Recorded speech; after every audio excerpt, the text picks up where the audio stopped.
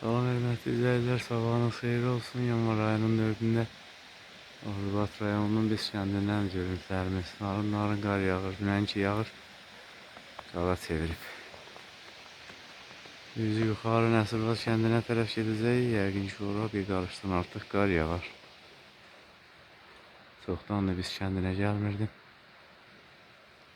Məndə gözəl görüntülərdir ağaçlarda.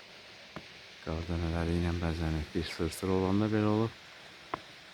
Bir də az qar yağanda.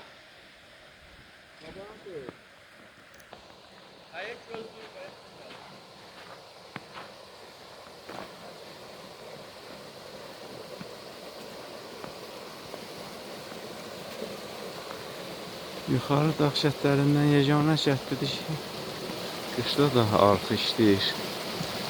Bəzən sır eləyir, qarqara eləyir, keçidləri doldurur. Su aşır, yola düşür, ancaq baxanda heç bir problem olmur buradan. Axır kəndin axırına qədər gedir, orada da çaya qoşulur.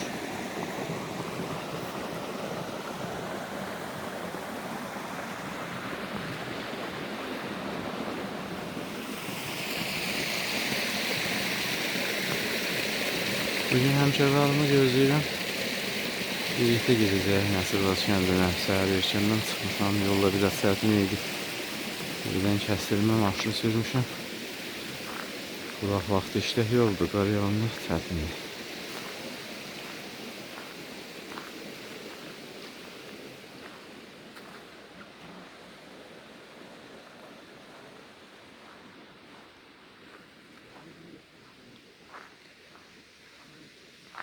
Biz daxilində yolun bu hissəsi uçmuşdu. Kənd cəmaatının dəstəyi ilə yolu hörgülər, beton divar. İki tərəfdən də yolu yaxşı qoruyur. Kəndin hardasa ortalarıdır. Yuxarıya qədərdir. 500-600 metr məsafə var. Aşağı tərəfdə. Ancaq evlərin əksəriyyəti kəndin yuxarı hissəsindədir. Nəsirvat çayının sağ sahilində yerləşir. Biz kəndi Gilançay çayının da sol sahilində. İki çay arası kənddir. Ordubat rayonunun Mesopotamiyası.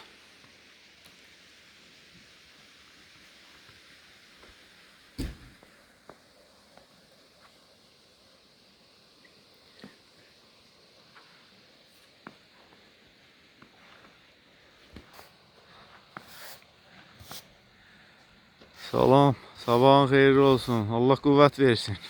Sağ ol, Allah sana hello. Qar deyəsən, solu yağıb, yapışıb yerə çətinlik yaratmır. Bəlkə yağ. Yağdıqca əribi, dünən yağdığı yerdə qalsaydı bir qarış olar. Əvvəlin yağış yağdı, ona görə. Yanvar ayının 13-də dağ kəndinə yağış yağması nə deməkdir?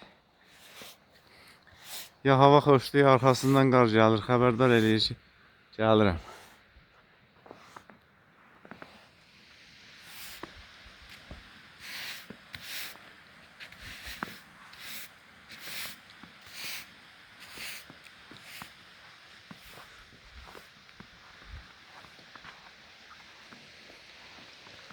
Sağ olun, hörmətli izləyicilər. Növbəti videolarda görüşərik. İmkan olsa yeni videolar çəkəcəyik. Salamat qalın.